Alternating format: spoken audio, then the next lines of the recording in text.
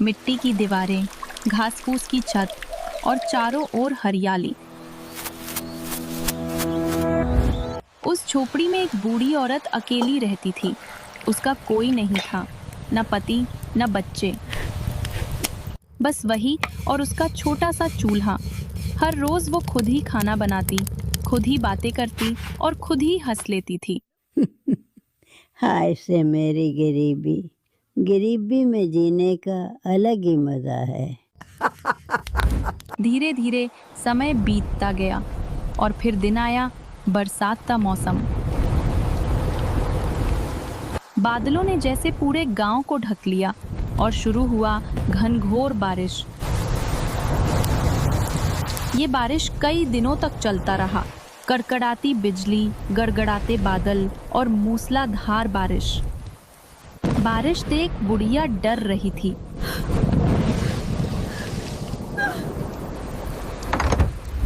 उसी घनघोर बारिश में एक बाघ जंगल से निकल पड़ा, भीगा हुआ, ठंड से कांपता और पेट से बहुत भूखा।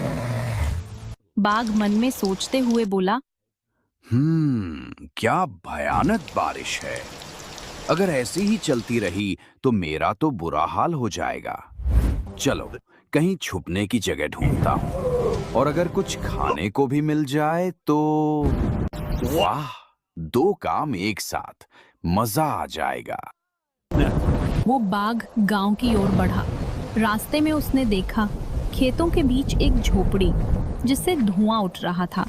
बाघ खुश होकर बोला, ओहो, वहां तो कोई खाना पका रहा है। लगता है आज किस्मत मुझ पर मेहरबान है। पहले पेट भरूंगा, फिर आराम से सो जाऊंगा। बाघ धीरे धीरे दबे पांव झोपड़ी के पास पहुंचा। वाह, लगता है यहाँ कोई है और खुशबू भी तो कमाल की है। उसने झोपड़ी के अंदर झांका। वहां बूढ़ी औरत चूल्हे पर खाना पका रही थी।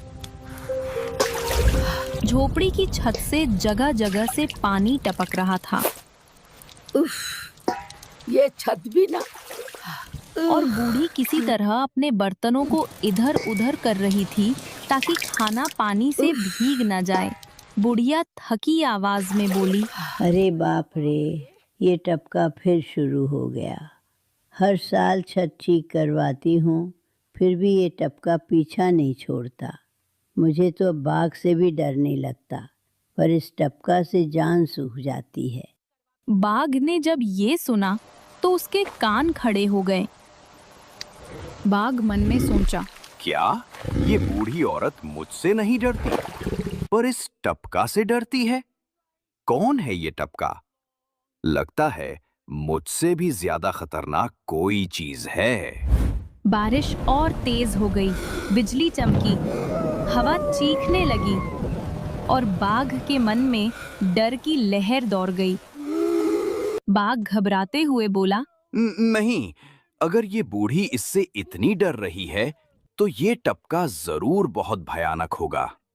कहीं ये यहीं आसपास तो नहीं छिपा? बाघ धीरे से पीछे हटने लगा। फिर अचानक किसी बर्तन से पानी की बूंद गिरी। बाघ चौंक पड़ा। बाघ डरते हुए बोला, वो रहा शायद टपका। ये क्या था? अंदर कोई है क्या? और बस इतना सुनते ही बाघ ने अपने सर पर पैर रखे और भाग खड़ा हुआ। बाघ भागते हुए चिल्लाया, बचाओ, टपका आ गया, टपका आ गया, टपका आ गया, टपका आ गया, अब मैं नहीं रुकूंगा। बूढ़ी औरत को तो कुछ समझ ही नहीं आया। वो बाहर झांकी, बाहर कुछ भी नहीं था, बस बाघ की दूर जाती दहाड़ सुनाई दे रही थी। बुढ़िया हंसते हुए बोली, अरे ये क्या हुआ? लगता है किसी को टपका सच में डरा।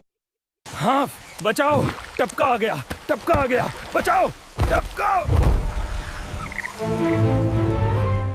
उस दिन के बाद वो बाघ फिर कभी उस गांव में नहीं आया।